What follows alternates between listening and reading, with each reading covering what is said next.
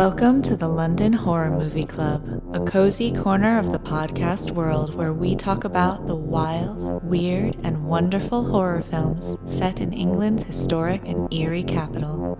I'm your host, Lauren Jane Barnett.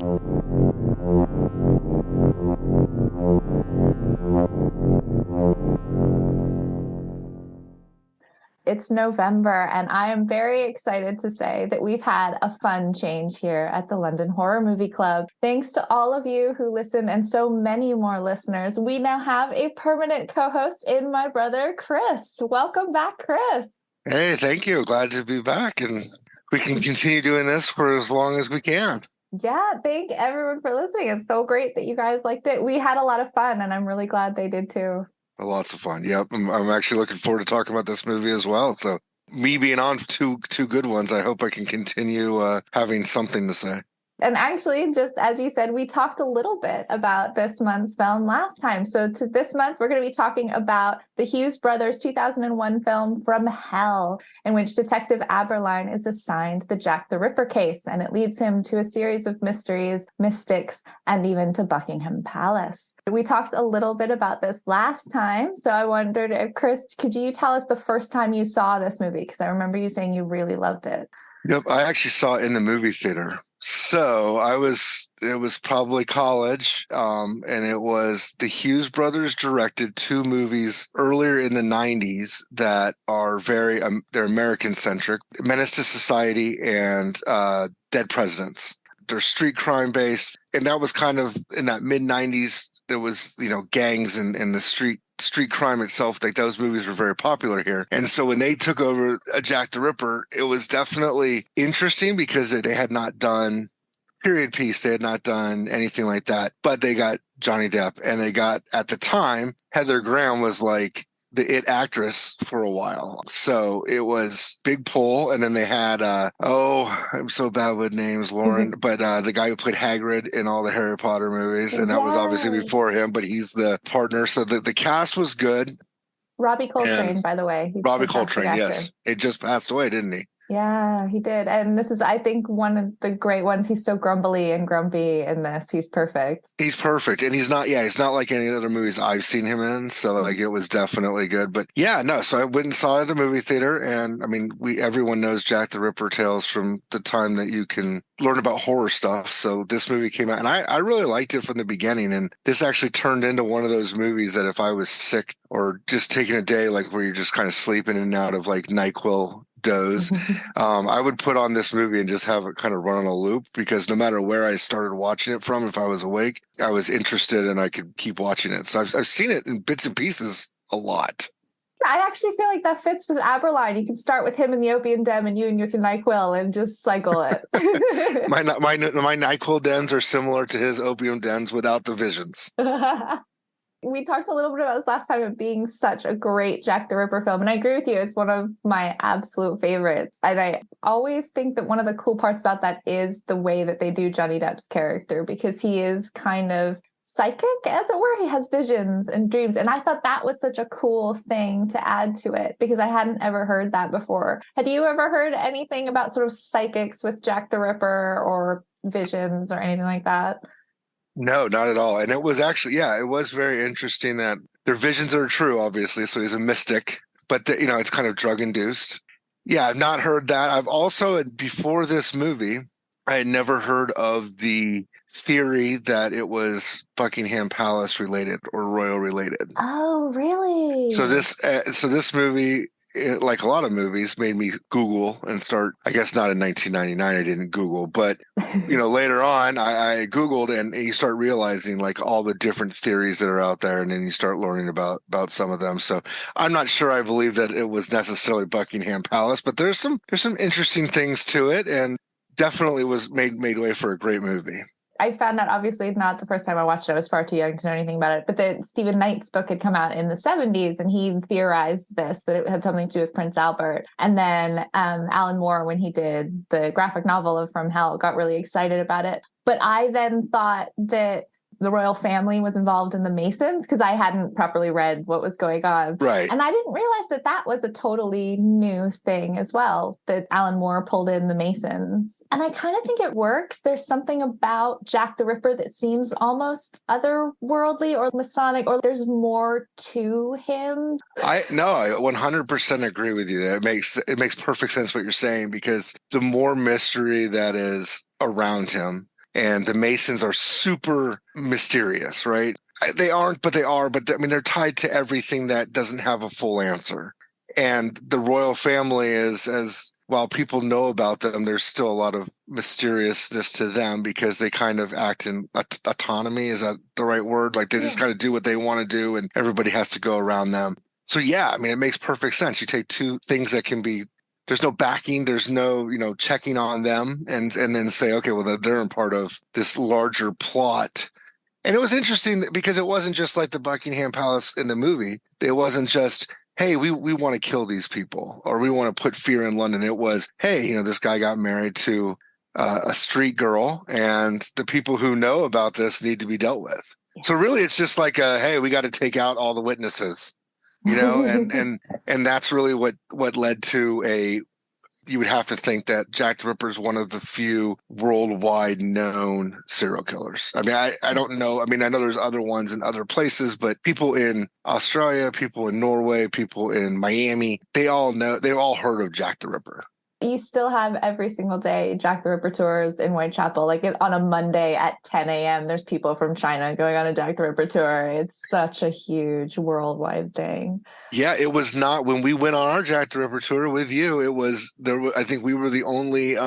You were the only one from London on the tour, and there was like another couple from America that people were from everywhere else. So what did you think of the way they did Jack the Ripper? Because the way, for anyone who hasn't seen the film, the way they do it, you don't see the Ripper for most of the film. You see him as like the shadowy figure. He's almost got like this Batman voice, and he's talking from the shadows, and it's always his silhouette with the top hat. What did you think of the way they made Jack the Ripper? It was perfect because they didn't want to give away who it was, what it was, why it was. So they had to keep it mysterious. But I think that's the perfect way to do it. I mean, if you know who Jack the Ripper is in the first 10 minutes of the film, it takes away the edge. It takes away the angst that you have of who is it? What are they looking for? You can't pinpoint, Johnny Depp needs to look for this guy, and like how their paths keep crossing.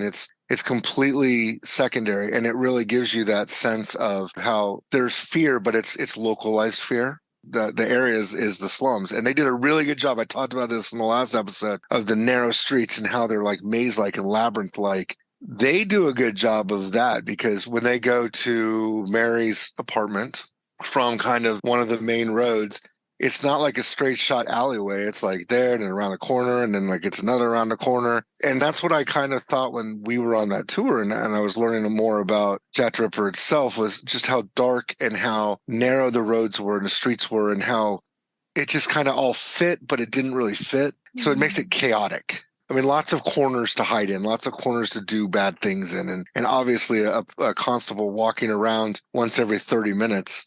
You could do a lot of shady stuff in 30 minutes. So I love that they did that, because you're right. London doesn't have, because it was sort of built up so weirdly over time and over. I mean, even some of the roads are Roman, so they're not nice and straight and structured. So you could be two roads over and somebody is getting, sliced and diced. You can't see it. You can't hear anything because there's all these weird buildings in the way. Right. Oh, it's crazy. Yeah. No, it's not set up like, and I would assume a lot more of the European cities are set up that way, where it's not the American gridlock, east, west, north, south roads, and it's just here we go. But I love that Jack the Ripper, like the top hat and the cape, that's what everyone always thinks of, which is funny because then when you go and talk to ripperologists, and which I love that term anyways, you talk to people who've studied Jack the Ripper and all that, he probably didn't have a top hat and a cape. Yes, these were things, but that was more of an upper class thing. The shadowy figure always makes it more ominous and more kind of scary. I quite like the way they did the voice. It sounded almost devilish, like otherworldly. I would not attempt a sort of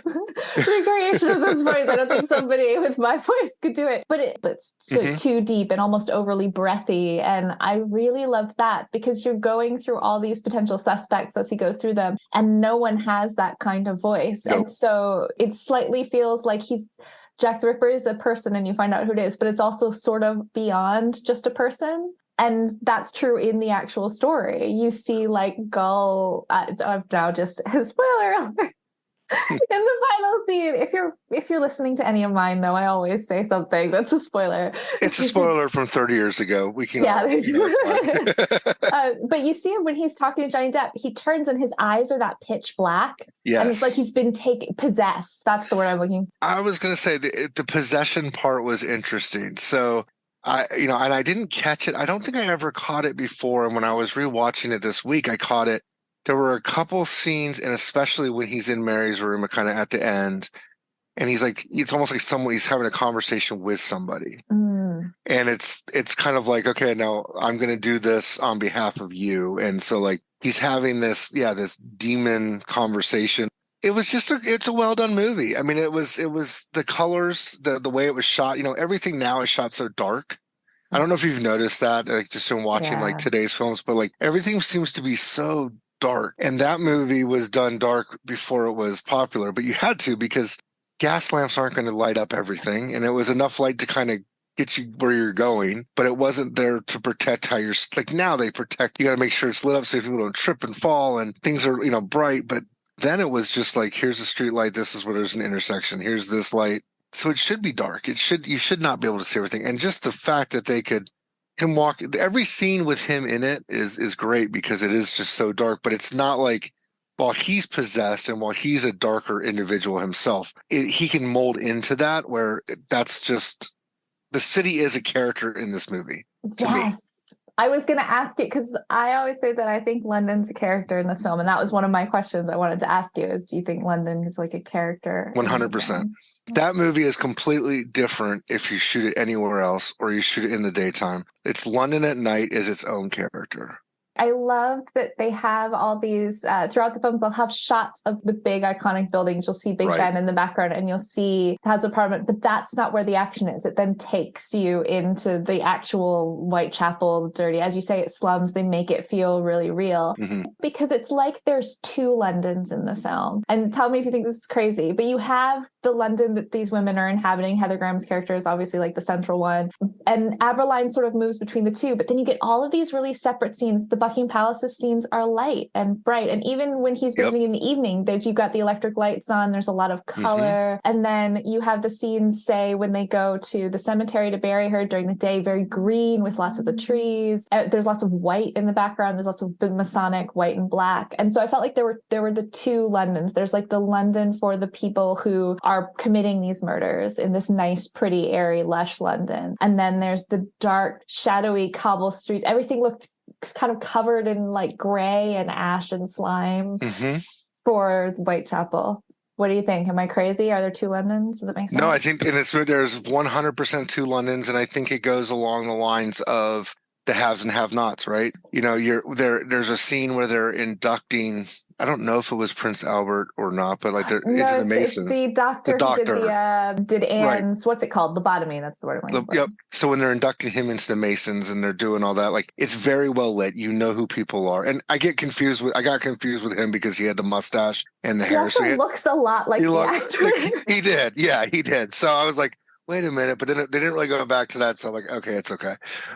Yeah, no, everything's light. I mean, when she's talking to the guy who was Jack the Ripper at Buckingham Palace, I mean, it's very light. I mean, you can tell details in these people. And when you go to the 10 Bells, where the girls are like, we're going to have to work harder. And like, you got the pimps that are trying to extort them. Everything's so dark. And the fact that you just said there's like a slime or like an ash and like, yes, every time they're in that area, it looks just filthy and mangy. And so, yeah, there's two Londons and it was haves and have-nots. And they really expressed it to me perfectly. Like I wouldn't want to go there at noon, and then like, but the other place you're like, they're there at 9 o'clock at night or whenever it's like pitch dark outside, but you walk into this building and they have the electric lights and everything's lit up and people are drinking and having a good time and they're dressed well. And yeah, it's great. They're not dealing with mange and every other disease that's known to man. It's like just normal. Yeah, one of the scenes that I really like in this, and I know it's not a very sort of popular scene, I think a lot of people have said it wasn't necessary, is when Aberline goes to meet the different doctors and Dr. Gull, who's Ian Holm's character. The first time he does it, they're at the Royal Society of Medicine or the London Hospital, and they're unveiling John Merrick, the Elephant Man is what he was known as, and he's got the sort of elephantitis. And you've just been seeing lots of women, ill and people coughing and fighting, and it's so pristine. Everything about it and the way he's presented, he's been cleaned and he's under this white sheet and everyone's in gloves and there's ladies in these elegant dresses and it's so pristine. And you're like, this is supposed to be medicine. This is supposed to be the people who can help people with the disease. And we're seeing the actual real normal people with disease and they're just on their own and it's gross and it's mucky. And how do you ever even feel healthy in that environment? And then you've got John Merrick, who is technically perfectly healthy. He lived a relatively long life and stuff, and this very weird, almost bubble. And I thought the contrast of that was really cool. Yeah, I hadn't actually thought about that. I mean, I remember seeing that, and I know I've heard of Elephant Man. I don't know enough about it, but yeah, I never really thought about that with the two scenes, but it makes perfect sense. They put that in there for that reason. They had to have, because I'm watching people coughing and just going about their day and it's just miserable. And you're like, oh my God, how could I do that day to day? But then you see someone that's dealing with an issue there and he seemed perfectly cleaned up and doing the best he can with what he was dealt with. And yeah, interesting. The graphic novel does something really cool with him. Gull in the Alan Moore series, he has a brain tumor. So the visions and stuff that he sees is because he's losing his brain cognizance, which I think works really well. And it's a shame it wasn't in the movie. But one of the things he becomes obsessed with is this idea that anyone who's different or strange is godlike in some way. And so he visits the Elephant Man. He talks to him about all of these Hindu gods, about how in some ways he's godlike and that then, Gull, because he's an aberration with his brain tumor, is also then godlike and doing godly work. Oh, interesting. Since you didn't know that, now that you've just heard that, do you think it would have been cool to see that in the movie? Or do you think it was smart that they didn't add an extra layer to everything? The extra layer might have been a lot for this movie. I think they were really trying to tie in that Masons and Royal side. The reason for that is I dug a little deeper into the making of this movie and their thought process there of because there could be anybody. You've heard rumors that goes out 8, 9 different ways of it could be this person, this person, this person. But Scotland Yard was put on high alert in the Whitechapel area by the palace during the murders. The day after the final murder, they didn't capture anybody. The day after the final murder, the high alert was removed by the palace. The day after? No way. Now, I cannot quantify that and say I read this from here and, her notation is here. But from what I was reading and what I was watching on behind the scenes and just kind of reading through Wikipedia and different articles was that was the case. So that really kind of pulls you into the royal family had something to do with this, or the royal family has something. Now, I'm not saying they do, and I don't necessarily believe that, but for this movie, I thought it was good to just stick with the royal side of it. And then you can add the Masons in, because I know some people that are Masons. Now, do I think that they're this cult that kills people and controls the world? No, I think it's where a bunch of people get together and they're part of a secret society or a fraternity of sorts. But the fact that we don't know anything leaves that mysterious angle there. And I think what you're saying about him having the brain tumor and him being kind of drawn to this abnormality of you're a higher being and the way that he acted does make perfect sense. But you can almost tell the same story from that angle with the same characters, and I think it would be just as good. I know what you mean, that they do the royal family well. I do have little moments of Victoria and a couple scenes with Albert, and that's it. But it's enough that you want to know more. You wish you knew what they were saying to each other and how much Albert knows and how much the Queen knows. Because at the end, she sort of goes, he went a bit too far. This is a bit unseemly, which is the most aristocratic British response. Just a little too far.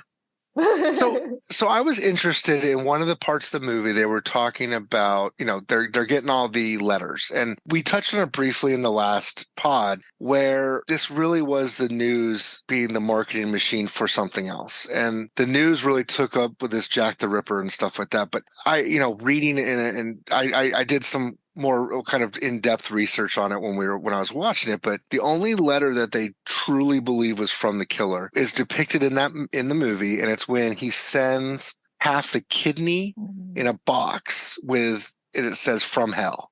That's where the address was from. And then Robbie Coltrane's like, well, at least he got the address right. Yeah. But I was thinking, I was like, what did you think? How did you feel they did the depiction of the letters coming in and like newspapers and stuff? Well, they didn't really show like the newspaper angle, but just these letters coming in and people being able to see them and read them, kind of amping up everything. Did you think that was necessary for the movie? On the one hand, it's such a famous part of the story that if you didn't include that letter, I bet people would be like, well, why didn't they include this letter? But I feel like it was kind of thrown away in the story, if you will, because it doesn't actually impact what Johnny Depp's searching or how he finds who he finds or anything. So it feels weird because it's not actually part of the storyline. Instead, it's just thrown out there. And this is again where if you've read the graphic novel, you sort of go, oh, but something interesting is happening here. But it's already a 2-hour long movie and you don't need to do that.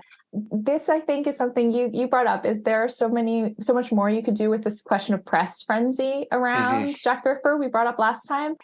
In the graphic novel, the press have written that. It's not from the Ripper.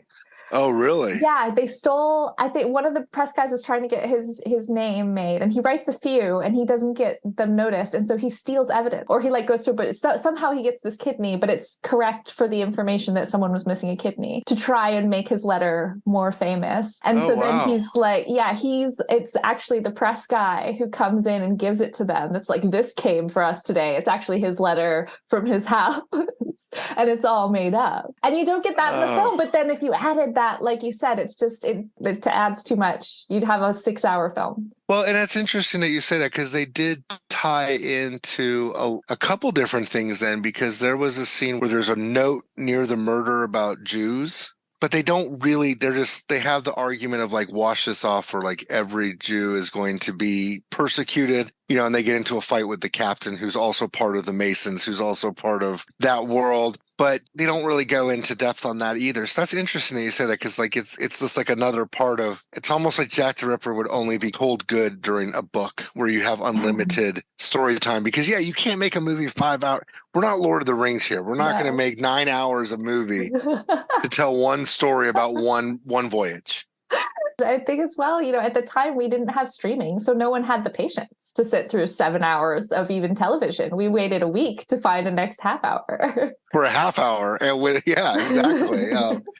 No, it's interesting because I did mention, I said I didn't think there was like a great Jack the Ripper movie, and rewatching it, I enjoy this movie a lot. Probably definitely ranks up as a good one. I think there was things that could be better, and that's what we're picking it here. We're like, the graphic novel, actually, every time you tell me more about this, I want to read it now, because that's like kind of what I wanted to see now. Like, I want to go into that because it's like, here we go.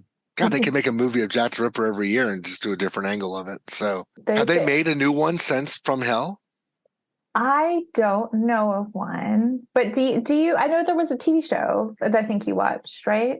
Was it called Ripper Street? Is that a thing? Oh, yes. I'm sorry. Ripper Street. But that was after Jack the Ripper had taken place. So it was just Whitechapel in general. Definitely a very good show. At least the first season was very good. I don't know if I watched much of the second season, but it kind of ties into, I guess it would be like if Johnny Depp's character afterwards, and then, like it's just Whitechapel and following him. Now, I don't know if I've seen, or definitely not a theatrical release. Maybe there was a couple here and there, HBO or something that's like a direct to video. But I don't know about the theatrical release. I'd be very interested to see. You can't do the From Hell graphic novel if they've already taken From Hell and made it into this. I mean, do you call it something else? But I'm going to definitely I wrote that down. I'm definitely going to be reading that graphic novel. I just think it'd be interesting to see. I warn you, it's like a tome. I have it, and it's like this big, because they did it as a serial over like several months. So it's really, really big, but it's really good. Well, I will give it a shot. How about that? I won't promise anything, but I mean, it's the goodness is a graphic novel, so it's like 20 words a page, but okay, there you go. Yeah, just a lot of pictures. Yeah, a lot of pictures. A lot of good pictures. It's good. It's good. That's a Sapkowski read right there. Absolutely. So what did you think about, just in general, did you think that the directors missed out on anything that they were trying to do, but they probably should have elaborated on more?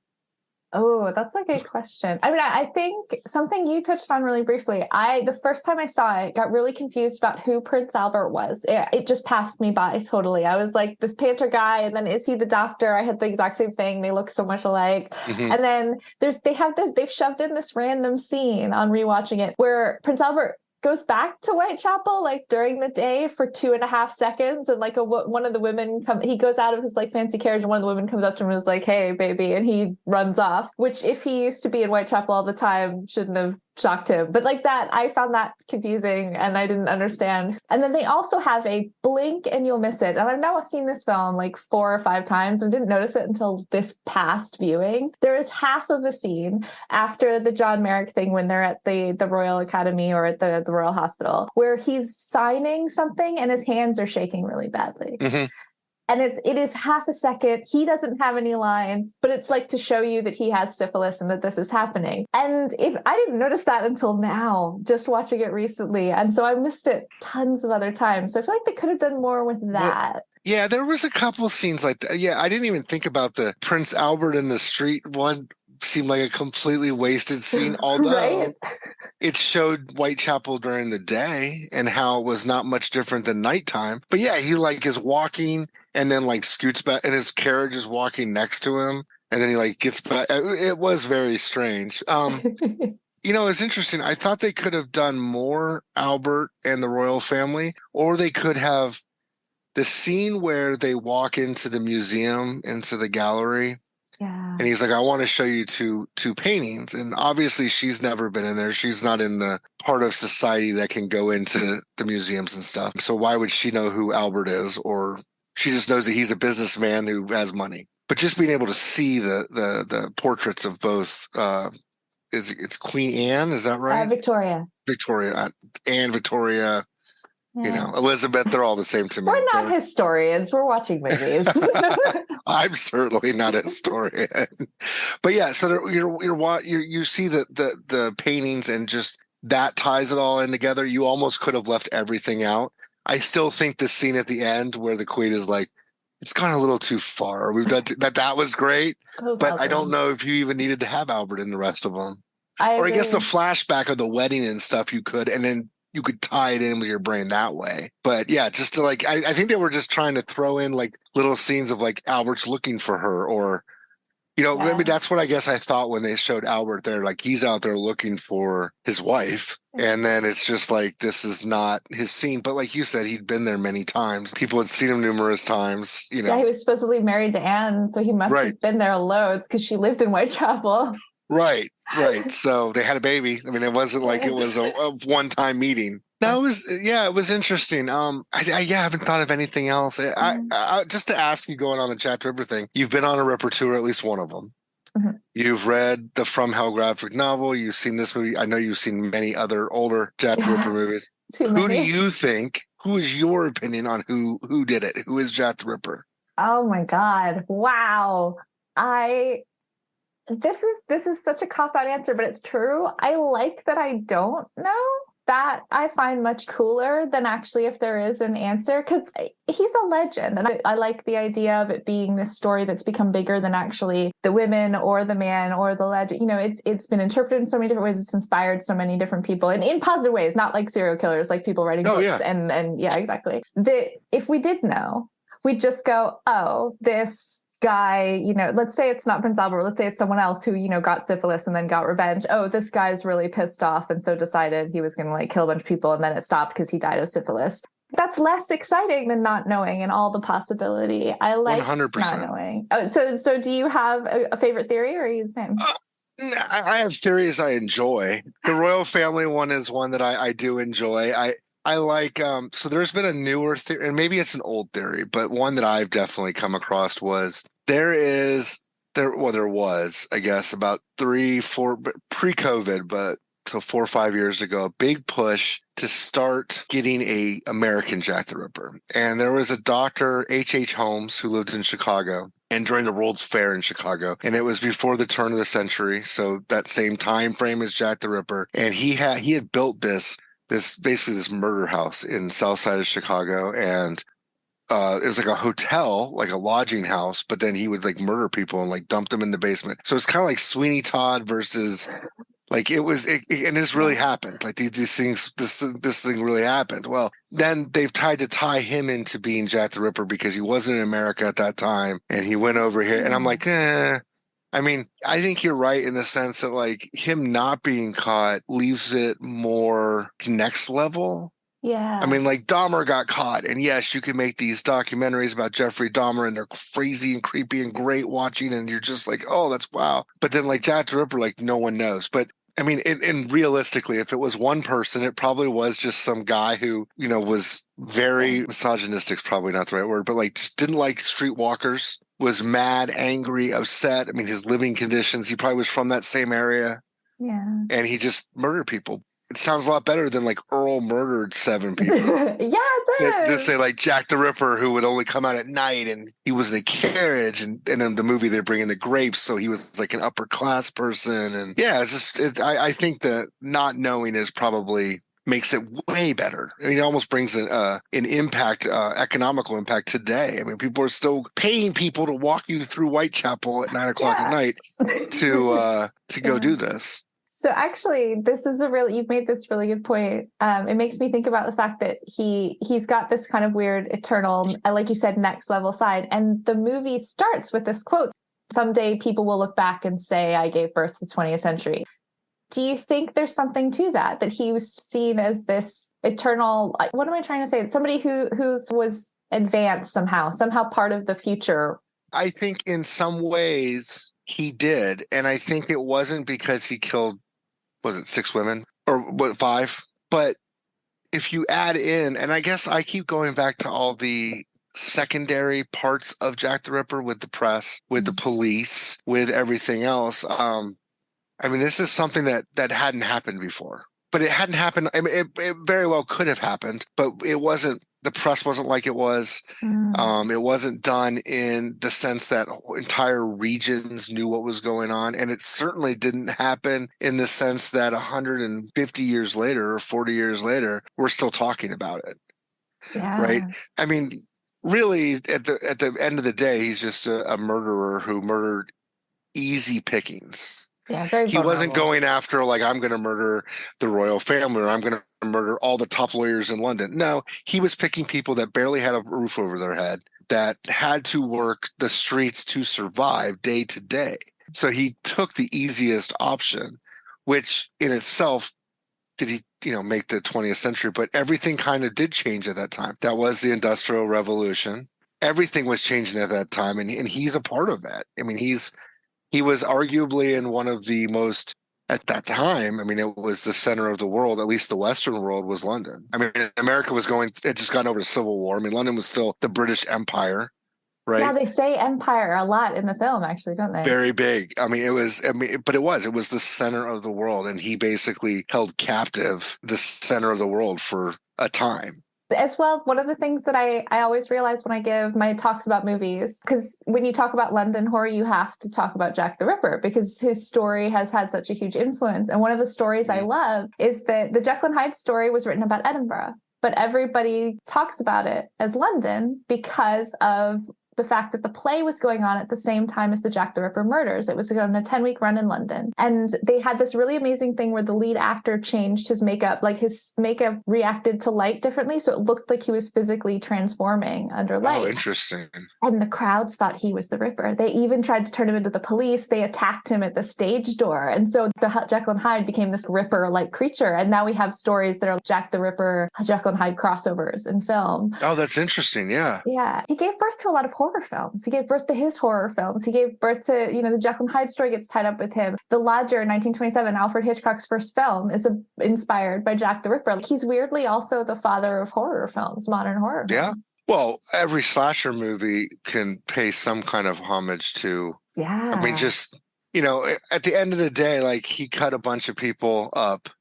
It's funny with Jack the Ripper because it's just, it's like a game of telephone. I mean, yes, there's press clippings, there's stuff like that, but like you know, remember telephone when you're a kid and like one person says something and by the time it gets to the end person, it's not nearly what it was before. So I mean, like, isn't Jack the? I mean, we're talking that was in the 1880s, 1888. and so I mean that was 130 years ago. And the story's been told over time. There's no physical evidence. There's no video proof. You know, I mean, like you can walk through London now and there's video proof of everything because there's cameras everywhere. There was none. We don't know what happened. Jack Ripper could be 4 different guys for 4 different women. Yeah. It could be a fishing boat. It was just like, hey, we're all going to get one person. It could have been completely lame. And it could have just been like some really bad people. They're like, we're each going to kill somebody. And then you're part of our crew, you know? And it's, I mean, and I know it makes it way less magical and mystical and street, like the foggy streets. And I did like that they didn't use the fog as much. I mean, I know that London can be foggy, but like growing up, I thought London was just basically a bunch of people walking around in fog.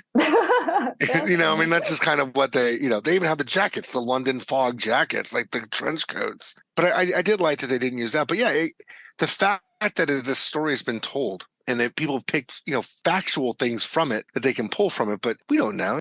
Actually, you know quite a lot about Jack the Ripper. I have to confess, almost all of mine comes from movies. Okay. Is there anything that is part of the actual Jack the Ripper story that you wish had been in the movie? No, I mean, they did a good job. Mitre Square wasn't touched on, right? They'd show the street sign for like half a second, but yeah. But it wasn't like that murder wasn't in place. And I don't know, that always rings out to me because when we did our walking tour of Jack the Ripper, Mitre Square is the only place that's still intact, that still looks the same way. So like we stood on basically the exact same spot that her body was found. Not that that means anything.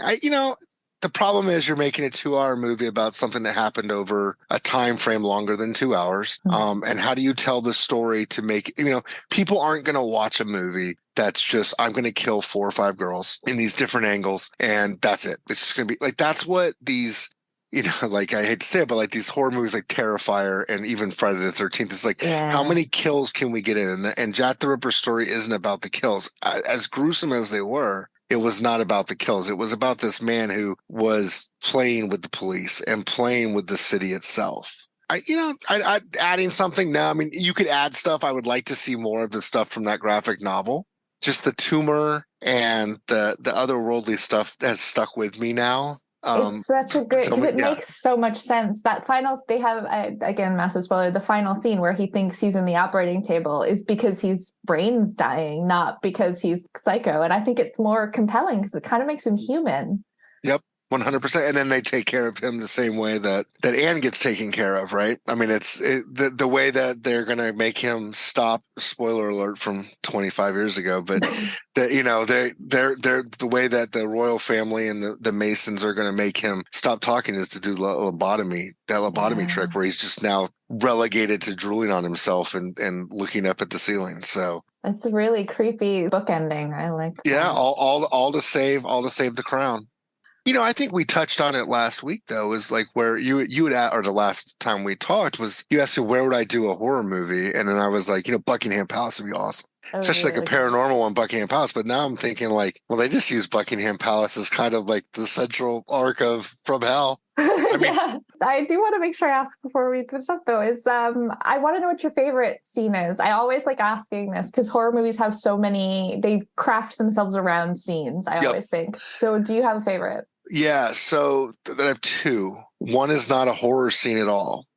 It's him walking into the museum and with her. And her being like looked at by other people and like, oh my God, did you see the way she was looking at me? Like, I'm where we're not supposed to be. But just that revelation of, do you know this person? Okay, I got one more picture to show you. And then she knows that that's Albert.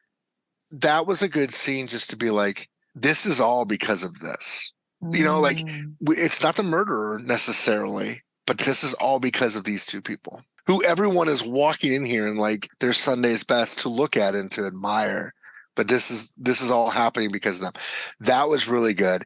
And I think before he goes to kill Mary, he's in a kitchen with his driver. Oh yeah, Netley, I think is his name. And the driver's like, I don't know if I can do this anymore. This is horrible. Like, I'm trying to be this great person and walk with you type of thing, but this is really and he's now transitioned into that like possessed person and puts his hand on him and is almost like gibberishly talking, kind of gibberish, but like also like telling him like, this is what greatness does. Like you don't feel comfortable because you're not used to greatness. And like, that was great because it shows that maniacal evil that was causing it to happen in that scene.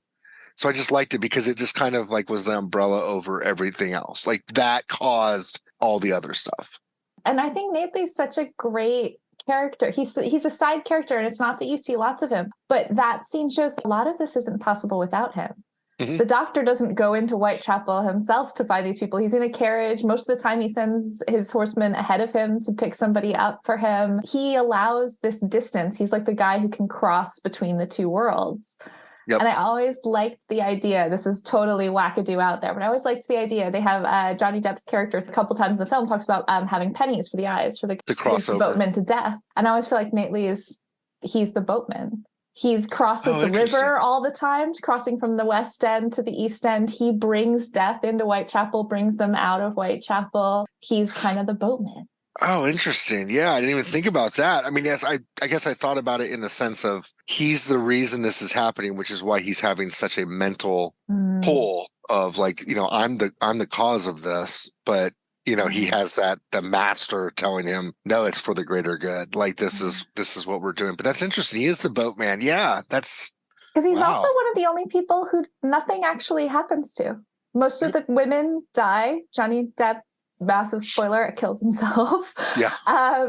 They lobotomize Anne and they lobotomize Dr. Gull. Albert dies of syphilis. Nothing happens to Nately.